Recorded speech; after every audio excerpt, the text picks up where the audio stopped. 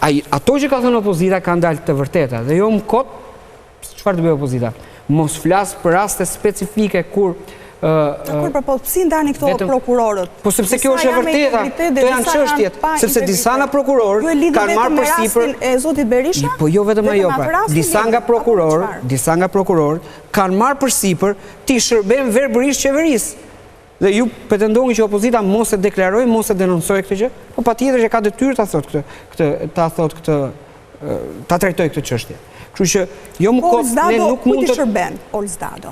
Kujt i shërben verbërisht? Unë nuk mund të them se kujt i shërben Olzdado apo ndonjë prokuror tjetër. Jo, me që se thatë verbërisht. As nuk e kam ekspertizën. Ajo që po të them është me atë ka Veliaj. Ajo që po të them i shërben pushtetit verbërisht që të kuptojmë diçka. Kur një prokuror sulmon dhe fillon ngret çështje mbi qeverinë, prokurori nuk ka asnjë mënyrë si të shërbejë opozitës, sepse opozita nuk ka asnjë mënyrë intimidimi apo blerje të prokurorit. I ka qeveria këto si instrumenta. Dhe duhet ta kemi të qartë historisë, s'mund të kemi të barazim pse shani këtë dhe këtë, pse ky nuk po i shërben juve, jo, nuk ka pse të na shërben neve, sepse nuk kemi asnjë gjë çfarë t'i ofrojmë, nuk kemi asnjë element për t'i bërë presion, për t'i kryer shantazh.